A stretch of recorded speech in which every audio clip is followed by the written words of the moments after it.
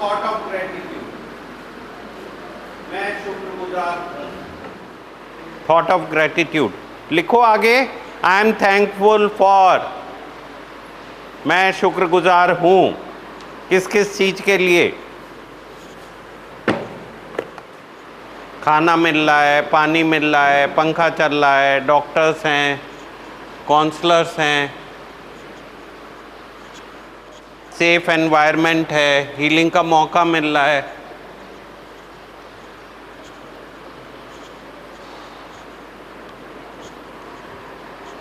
हाथ पैर चल रहे हैं, दिमाग चल रहा है, सुन पा रहे हो, आंखों से देख पा रहे हो, कानों से सुन पा रहे हो।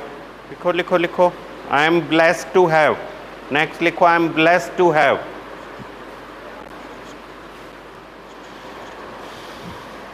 Three good things in last 24 hours.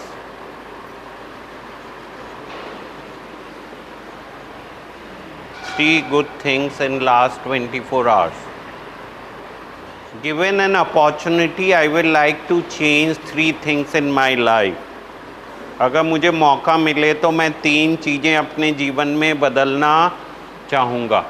3 things मैं अपने जीवन में बदलना चाहूँगा। माँ बाप, शहर, कंट्री, बच्चे। अगर मुझे भगवान 3 विश दे तो मैं 3 चीज़ों को बदलना चाहूँगा। A message of recovery. A message of recovery.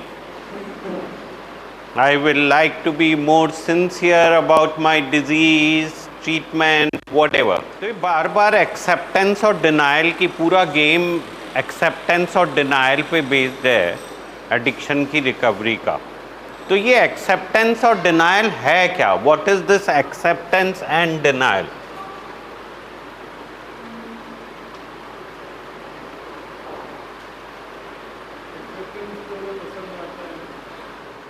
लिख लो, what is acceptance and what is denial? Acceptance versus denial.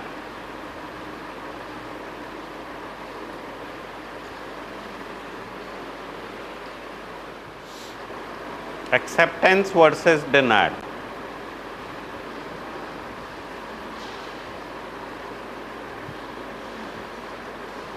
What is acceptance?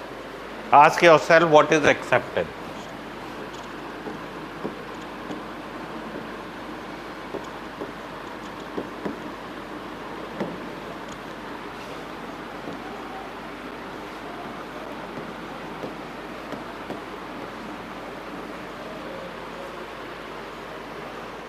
पहले सोचना है। देखो, कोई भी जना बोलने से पहले please really think, because it's very easy to bubble anything.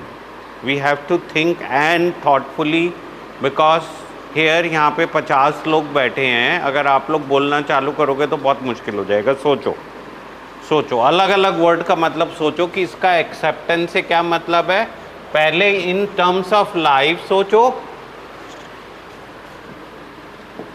हमारी लाइफ में इस बात का क्या मतलब है। फिर इन टर्म्स ऑफ हमारा जो डिजीज़ है उसके टर्म्स में क्या है। फिर हमारी जो कॉल्ड सब्सटेंस यूज़ है उसमें क्या है। सबसे क्रूशल चीज़ है जो तुम्हारा पूरा इलाज का सक्सेस केवल इसी चीज़ पे बेस्ड है कि अगर तुम अपनी बीमारी को एक्सेप्ट कर पाते हो या नहीं कर पाते हो।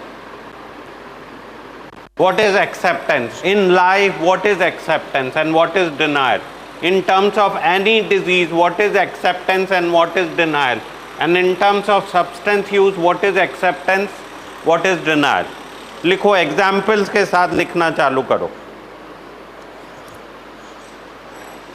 कि जीवन में acceptance का क्या मतलब है and क्यों नहीं कर पाते हम अपनी लाइफ में कोई भी चेंज लाने के लिए। Why we are not able to achieve that any change, and why should anybody trust you कि आप तुम एक्सेप्टेंस में हो। कैसे पता चलता है कि एक्सेप्टेंस में हो या नहीं हो?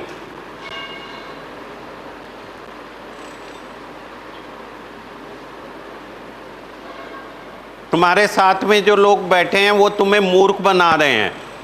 तुम मेरी जगह खड़े होके उनको कैसे एसेस करते हो कि वो एक्चुअल में समझ गए और अब अपने जीवन को ढंग से जी पाएंगे। आप लोग प्रॉब्लम समझ रहे हो? हम सब लोग बकवास करते हैं सुबह से शाम तक कि मुझे मौका दो, मुझे मौका दो, अब मैं नहीं करूँगा। हमें कैसे पता चलता है कि आपको मौका देना है या नहीं देना है? या आप हमें बेवकूफ़ बनाने की कोशिश कर रहे हो? या आपके बराबर में आपका एक बच्चा है जो कि गलत आदतों में पड़ गया है और वो आपको हर बार वादा करता है कि अब मैं सुधर के दिखाऊंगा, मुझे एक मौका दो, मुझे एक मौका दो। कैसे आप इवैल्यूएट करोगी कि वो एक्चुअल में चेंज होने वाला है या आपको केवल बेवकूफ़ बना रहा है, टोपी पहना रहा है आपकी तरह? समझ में आ रही है आपको मेरी प्रॉब्लम? तो ये है क्या, कैसे पता चलता है, कैसे इवैल्यूएट करोगे? लिखो लिखो लिखो लिखो। You all are fairly intelligent human beings. लिखो, your friend develop diabetes. If he accept his problem, what he is supposed to do? Friend develop diabetes. Diabetes सब समझते हैं, शुगर की बीमारी। ऐसा कोई जना है जो उसके बारे में नहीं जानता है? सब जने जानते हैं। डन। हमारे सारे काउंसलर जानते हैं। Done. So one of your friend develop diabetes, then what? How do you know he is sincere about his treatment or he accept his problem? तो देखो, मुझे ऐसा लगता है कि क्लियर है मैसेज कि भाई केवल दवाइयाँ लेने से या डॉक्टर ही आपकी मदद नहीं कर सकता है। अगर आप अपनी प्रॉब्लम को एक्सेप्ट कर रहे हो तो आपके व्यवहार में क्लियर बदलाव दिखना ज़रूरी है। आप सिंसियर होने चाहिए अपने मेहनत करने के लिए, अपने एफर्ट के लिए, लाइफ के लिए। हर आपका एक्शन उसी चीज़ को रिफ्लेक्ट करना चाहिए, वरना आप अपनी बीमारी के लिए डिनायल जैसे हैं। दवाइयाँ खा रहे हैं या शुरू में दवाइयाँ नहीं खा रहे हैं। तो मैं एक छोटी सी स्टोरी शेयर कर रहा हूँ अपनी, और आप लोग सब अच्छे से सुनना। तो मैंने 91 में MBBS कंप्लीट किया और 92 में मुझे पहली बार जॉब मिली जीबी पंत अस्पताल में। ठीक है, हाउस जॉब बोलते थे। तो हाउस जॉब से पहले उस टाइम HIV का बहुत बोलबाला चल रहा था और कोई भी डॉक्टर को अस्पताल में हायर करते थे तो उससे पहले उनका HIV टेस्ट करते थे। सो ब्लड टेस्ट हो रहा था। मैंने कहा मेरा कोलेस्ट्रॉल भी चेक कर दो। अब वो जब रिपोर्ट आई 6 घंटे बाद कोलेस्ट्रॉल की, तो मेरा कोलेस्ट्रॉल बहुत ही एब्नॉक्शसली हाई था। क्या था? हाई था। मतलब जो कि 100 होना चाहिए वो 300, ट्राइग्लिसराइड 300। नाउ सबसे पहले मेरे दिमाग में विचार आया कि ये सरकारी अस्पताल फ्रॉड है और ये रिपोर्ट ही गलत है। ये नहीं आया मेरी बॉडी में कुछ कमी हो सकती है या मेरे में कमी हो सकती है। फिर थोड़ी देर बाद मुझे लगा यार ये कोलेस्ट्रॉल का कुछ खाने पीने से चक्कर है। तो मेरे जो कैंटीन में मैं खाना खाता हूँ मैस में, वो साले बहुत गंदा तेल यूज़ करते हैं और मेरा इसलिए कोलेस्ट्रॉल ख़राब है। फिर थोड़ी देर बाद और सोचा तो लगा कि हमारा एक 24 घंटे कैफेटेरिया है और रात में जब देर हो जाती है तो वहीं जाके खाना खाते हैं, उसमें कुछ गड़बड़ी है। तो मैंने जाके कैंटीन में और मैस वाले को खूब गुस्सा किया कि तुम साला घटिया खाना खिलाते हो और हमारी तबीयत खराब हो रही है। और मैंने सोचा कि अब ये सब चीज़ें ठीक हो जाएंगी तो मेरा कोलेस्ट्रॉल ठीक हो जाएगा। तो 6 महीने तक तो मैंने बस यही किया। 6 महीने 1 साल के बाद में मैंने दोबारा से टेस्ट कराया तो रिपोर्ट और भी ज़्यादा खराब हो गई। क्या हुआ? Report was worse than the previous report. I suddenly thought, I think I need to change my life. So I used to go and eat every day outside. बाहर खाना खाने जाता था, मैंने बंद किया. मैंने कहा अच्छा मैं थोड़ी एक्सरसाइज करता हूँ, कुछ खेलना वेलना चालू किया. फिर 1 साल तक ये सब करके निकाल दिया. फिर अब कितने साल हो गए? 2 साल. 2 साल बाद फिर टेस्ट कराया, अब भी रिपोर्ट खराब आई. तो मैं थोड़ा सीरियस हुआ. मैंने कहा यार लगता है कुछ गड़बड़ है, अब लगता है हार्ट अटैक ही होने वाला है एज इफ. तो फिर मैंने कहा यार मैं अब की बार अच्छी लैब से कराता हूँ. तो मैं सबसे पहले 3 महीने तक बड़ा परहेज पुरहेज करके 2.5 साल निकल गए. 2.5-3 साल के बाद में मैंने कहा मैं थोड़ा सीरियस होके कुछ लगता है चेंज करना ही पड़ेगा. मुझे इस चीज़ को एक्सेप्ट करने में कुछ 10 से 15 साल लगे और 2005 में मैंने पहली बार दवाई खानी चालू की. कितने साल लगे? 15 साल. आज भी 100% एक्सेप्टेंस नहीं है. कायदे में अगर मुझे कोलेस्ट्रॉल की प्रॉब्लम है तो मुझे फैट नहीं खाना चाहिए, डाइट में चेंजेस लाने चाहिए, सैलेड खाना चाहिए, बाहर का खाना नहीं खाना चाहिए, पेस्ट्रियाँ केक नहीं खाने चाहिए, बिस्किट नहीं खाने चाहिए, आइसक्रीम नहीं खानी चाहिए. लेकिन मैं वो सारी चीज़ें करता हूँ. बट एक ही डिफरेंस है बॉस, मैं यहाँ पे भर्ती नहीं हूँ. अगर मैं कल को हार्ट अटैक के बाद एडमिट हुआ और मैंने फिर ये चीज़ें की तो मेरा डिनायल हो गया. आप लोग यहाँ पे भर्ती हो और आपको अब नैरो मार्जिन ऑफ एस्केप है. आपके लिए 0 और 1 है, इन बिटवीन नहीं है. और आपके लिए ये एक्सेप्टेंस कंपल्शन है और मेरे लिए एक लाइफ स्टाइल चॉइस. तो मैंने चेक करने के लिए 2 साल पहले एंजियोग्राफी सीटी एंजियो कराया और मुझे पता चला मेरा हार्ट तो एकदम सही है. तो मैं तो और भी चौड़ा हो गया, मैं और भी गड़बड़ करने लगा. बट आपके लिए फंस चुके हो. You are trapped here because of your certain hobbies, habits or disease, whatever you say. So, acceptance बहुत मुश्किल है. एंड यहाँ पे हमें 0 मार्जिन ऑफ एस्केप है. 0 मार्जिन ऑफ एस्केप क्या होता है? अब उसका एग्जाम्पल, ये पहला एग्जाम्पल समझ में आ गया आपको? सो मतलब अपने बिहेवियर को आइडेंटिफाई करना बहुत ही डिफ़िकल्ट है और एक कंप्लीट ट्रांसफॉर्मेशन लिटरली इम्पॉसिबल है. क्या है? इम्पॉसिबल है. सो हम यहाँ बैठ के बहुत सारा कुछ कमिट कर रहे हैं which is very difficult to do it because we have a narrow margin of escape. अगर हमने एक बार भी ए में कहते हैं, आप में से कोई ए की मीटिंग गया है कभी?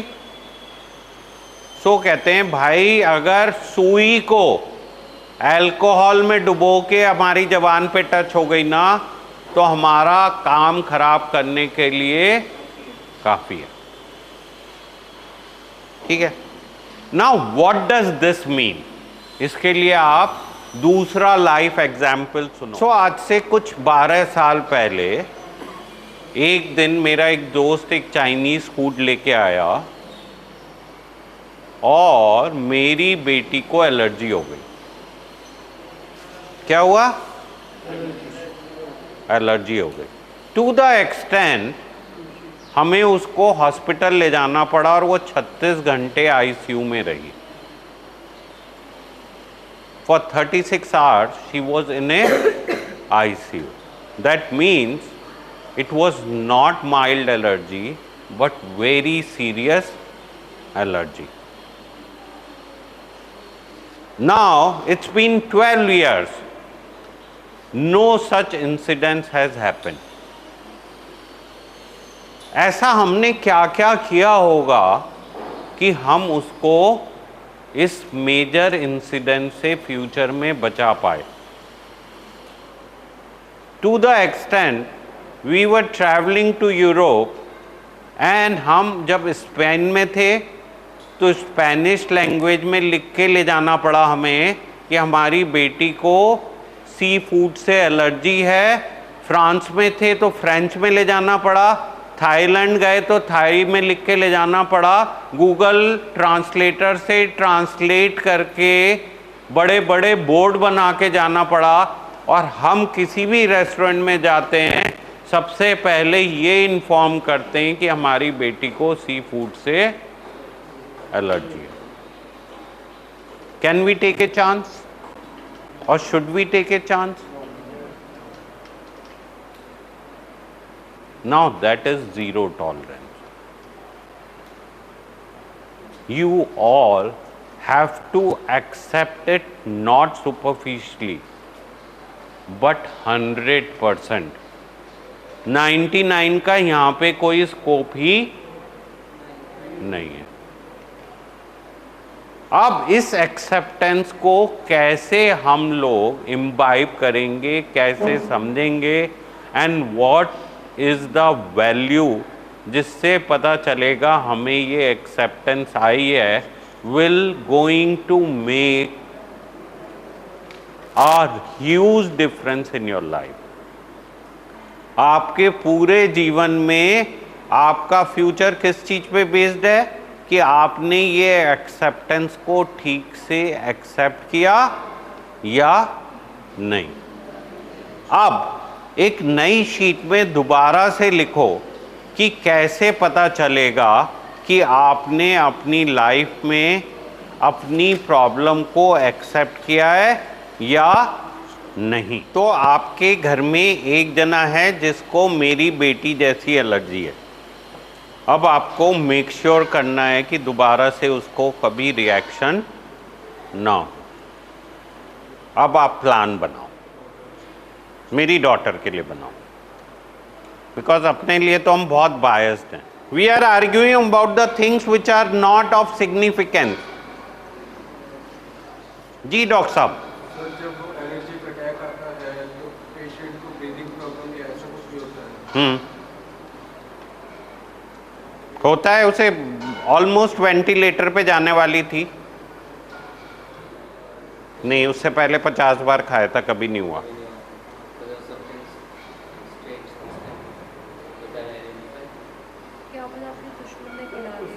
हाँ,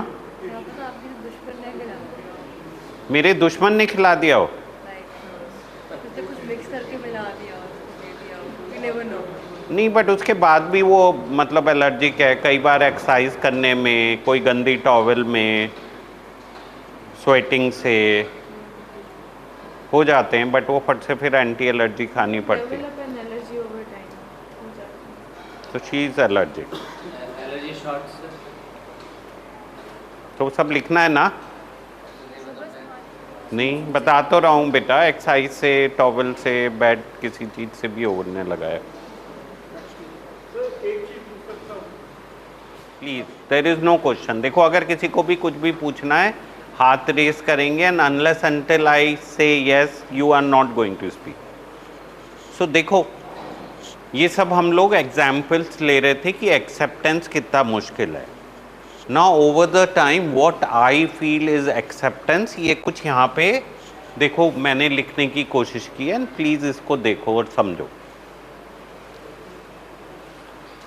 सब जने पढ़ पा रहे हैं? Okay. Now acceptance. First I have to accept that I have a disease of addiction. मेरे को ये बीमारी है, कोई मैं शौकिया इस्तेमाल नहीं कर रहा हूँ. बीमारी में क्या बीमारी है ये हम नेक्स्ट टू नेक्स्ट वीक करने वाले हैं, बट ब्रेन में क्लियरली डिफाइंड है कि कुछ सर्किट्स में केमिकल लोचा है. सो क्या बीमारी है? नशे को हैंडल करने के लिए ब्रेन के कुछ सर्किट्स इन्वॉल्व हैं and there is a chemical imbalance in those circuits. It's a clearly well defined disease all over world now. Now जो बी पार्ट है एक्सेप्टेंस का, इस बीमारी का हिस्सा है कि अगर मुझे मौका मिला तो मैं छोड़ने वालों में से नहीं हूं. Whenever I get opportunity, I will do it. आप लोग बाय नेचर इस बीमारी से ग्रस्त होने के साथ साथ एक एडिक्शन से सफ़र कर रहे हो. आपको पता है कि ये गलत है, कॉन्शियसली आप अवेयर हो, लेकिन अगर आपको मौका मिला तो आप में से कोई भी जना इसको छोड़ने वाला नहीं है. सो उसको कहा गिवन एन अपॉर्चुनिटी.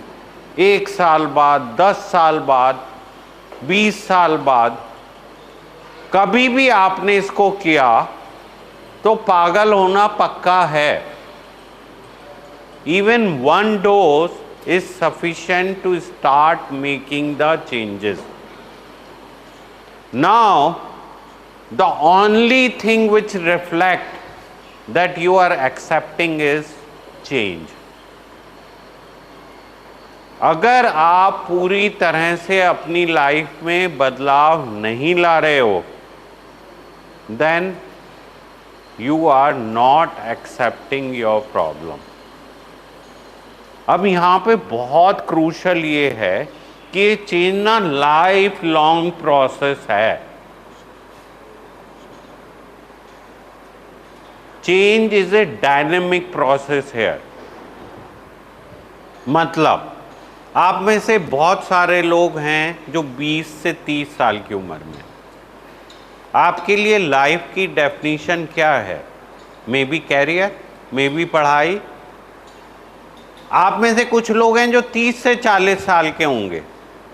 उनके लिए चेंज का मे बी डेफिनेशन बच्चों को देखभाल करना, शादी में बने रहना. कोई 40 से 50 साल का होगा, उसके लिए बच्चों के लिए राइट एग्जाम्पल सेट करना, हेल्थ को मेंटेन करना. Now change is a dynamic process. ये कोई रुका हुआ नहीं है कि मैं ये बदलाव ले आऊँगा तो सब कुछ ठीक हो जाएगा. बदलते रहना ही है. जैसे अगर मुझे अपनी बेटी को हर सिचुएशन के लिए प्रिपेयर करना है तो उस दिन की परिस्थिति में काम करना जरूरी है. I can not fix it today कि बस मैंने ये कर लिया और सब कुछ ठीक हो गया. No, you all develop a allergy of substance.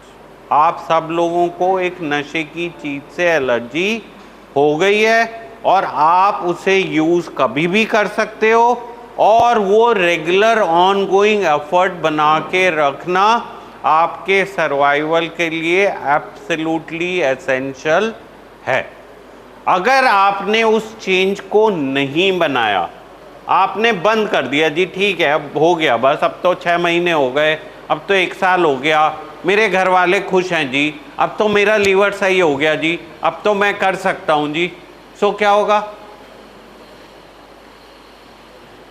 You will be again back to the same square situation and that is just denial. अब लाइफ लॉन्ग कमिटमेंट तो बहुत बड़ी चीज है ना. फॉर एग्जाम्पल, लेट्स से मेरी बेटी कहीं भी ट्रैवल कर रही है, अकेली है, किसी के साथ है. Now I have to make possible कि वो ये चीज कभी ना करे. नाउ लेट्स से उसके किसी दोस्त के मन में चोर आ गया, होटल में किसी ने गलती कर दी, वो ट्रैवल कर रही है, वो बताना भूल गई. इवन करछी यूज हो गई, पेन यूज हो गया. They itself can cause a allergic reaction. Now similarly, maybe your one exposure gradually lead to a full blown reaction. और ये सबसे बड़ा डिफ़िकल्ट पॉइंट है कि हम लोगों के लिए वापस जाना बहुत आसान होता है, because by nature we enjoy doing our substance. हमें अपना नशा करना पसंद है. मैं उसको कहता हूँ फेटल अट्रैक्शन. बॉस हम जान दे देंगे नशे के लिए. Given an opportunity I will like to enjoy my substance whether I die और बी अलाइव. क्या है ये? कोई मजाक में अट्रैक्शन नहीं है. मेरा अट्रैक्शन तो एक फेटल लेवल तक है और मैं उसके लिए जान तक देने को तैयार हूँ. मेरे हजारों मरीज हैं, अस्पताल में पड़े थे, आईसीयू में पड़े थे, एंड दे मेड श्योर. आप लोगों ने एमएफ हुसैन का नाम सुना है?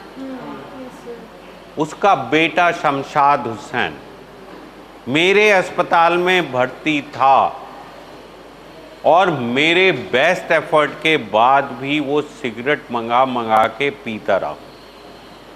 टू द एक्सटेंट मैंने उसका आधा पैर कटवाया. क्या करा? कटवाया. Then also he said I will like to die for my substance. और जिस दिन उसे छुट्टी करी वो मौर्य होटल गया और उसकी अलग से एक ओल्ड मॉन्क रम की बोतल रखी रहती थी पियानो बार में. वो जाके सबसे पहले पी, यहां से सीधे वहीं गया.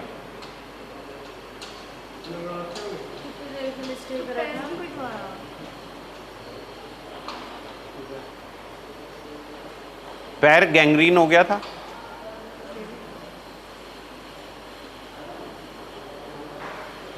अच्छे अच्छे लोगों को ऐसे मैंने करते हुए देखा.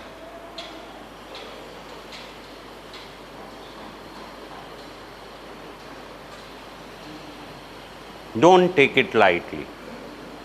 Our mind is crazy and we can go to any extent for our substance. हम किसी भी सीमा तक जा सकते हैं अपने नशे के लिए.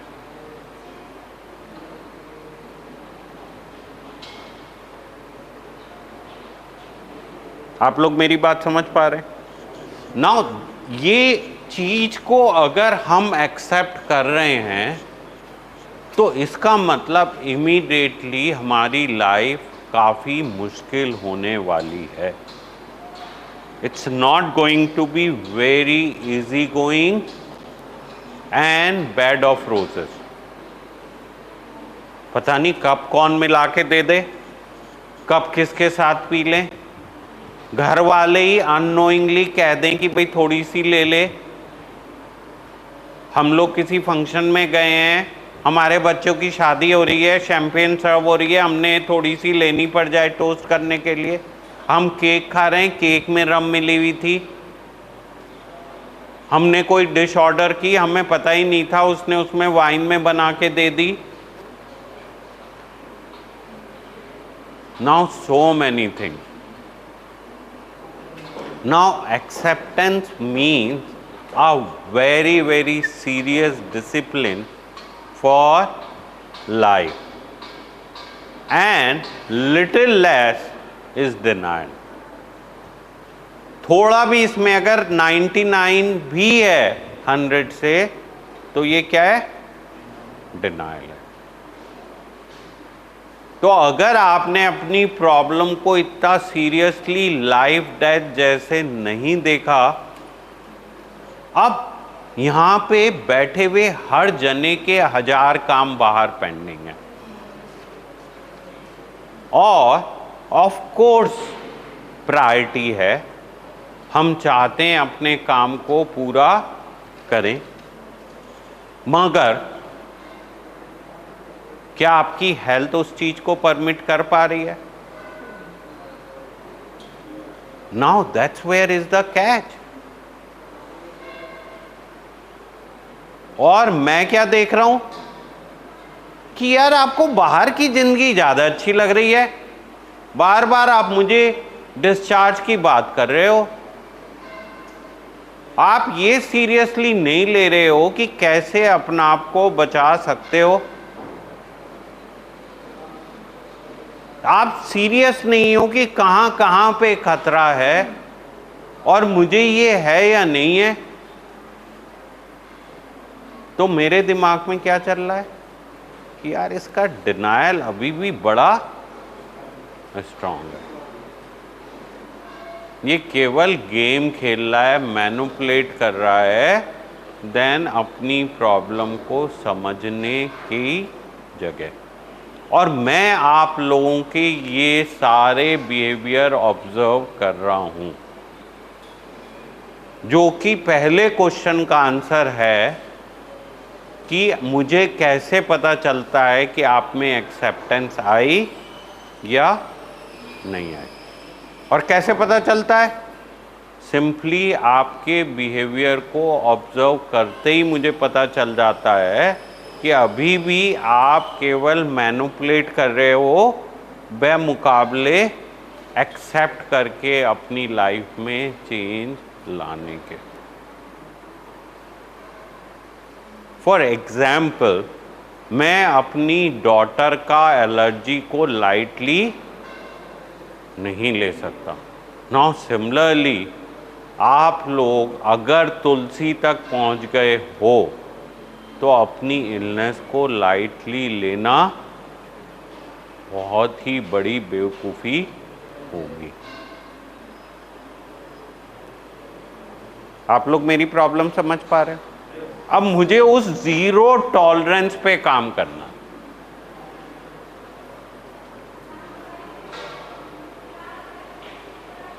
और अगर थोड़ी भी गड़बड़ी हुई तो क्या होगा? आप दोबारा से फंस जाओगे। और आप इस तरह के हजारों एग्जाम्पल्स तुलसी में देखते हो जो बार बार इस चीज में फंस गए। इसलिए नहीं कि वो बेवकूफ हैं, गधे हैं, बल्कि इसलिए बिकॉज शायद अभी भी डिनायल उनका ज़्यादा पावरफुल था देन एक्सेप्टेंस से। क्यों फंस गए दोबारा से?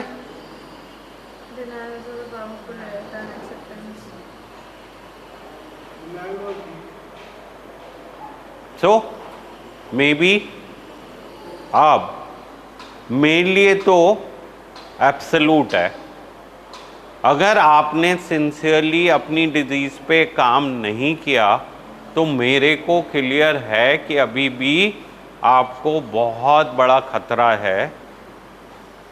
और वो चीज़ देखते हुए मुझे बहुत कॉशियसली एक्ट करना पड़ेगा। अब आपका ये ओवर कॉन्फिडेंस कि मैं तो कभी भी मतलब आई एम ओके, आप ये कॉन्फिडेंटली कह रहे हो आई एम ओके, तो मैं क्या कहूँगा? भाई ये तो पता नहीं मुझे।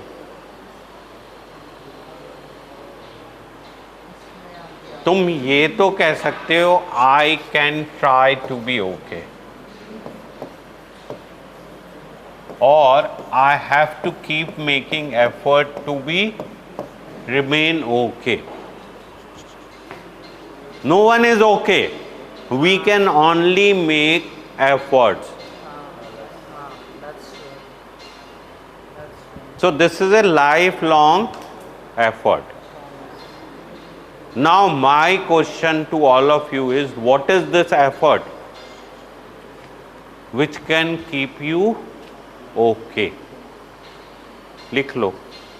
What is this lifelong effort which can keep me okay?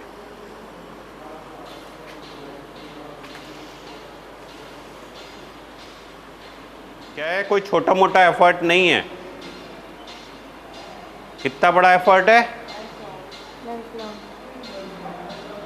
अब ये क्या एफर्ट करना है, कैसे करना है, ये हमारा सर्वाइवल का सवाल है। और ये आपके लिए थॉट ऑफ द डे है, होमवर्क है। और the more you will think, more you will be able to decipher your disease. जितना आप इस बारे में सोचोगे उतना ही बीमारी के जवाब आपको मिलेंगे। अब ओपन फॉर क्वेश्चंस हैं, आप जो भी पूछना चाहो पूछ सकते। बोलो अगर मन में कुछ भी प्रश्न है। हाँ, मैडम को आप पूरे वेज डाइट पे क्यों नहीं रखे? वेज डाइट उसके लिए प्रैक्टिकल ही नहीं है। वो जो नौकरी कर रही है अब या जहाँ घूम रही है वो वेज नहीं हो सकती, और उसको पसंद है नॉन वेज। वो कहती है चलो मुझे फिश से एलर्जी है, बाकी चीज़ें मैं क्यों छोड़ूं। शेल फिश से है एलर्जी। बट हम लोग अगर कहीं ट्रैवल कर रहे होते हैं और डाउटफुल सिचुएशन होती है तो हम पहले ही अपने होटल में ये लिख के भेज देते हैं कि भैया ये एलर्जी है, आपको पूरा हमारे को जो भी सर्विस हो रही है। So in a good hotel you can inform them and they take undue precautions.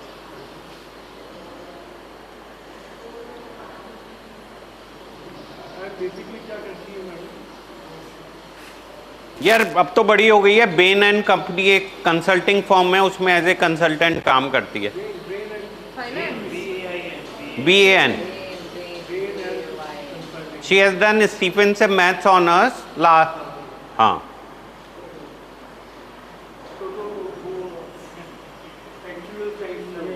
नहीं, कंसल्टिंग फॉर्म है। So Bain is a top 3 consulting firm, Bain, McKinsey and BCG। उससे पहले आती है बेन, BCG एंड मैकेंजी।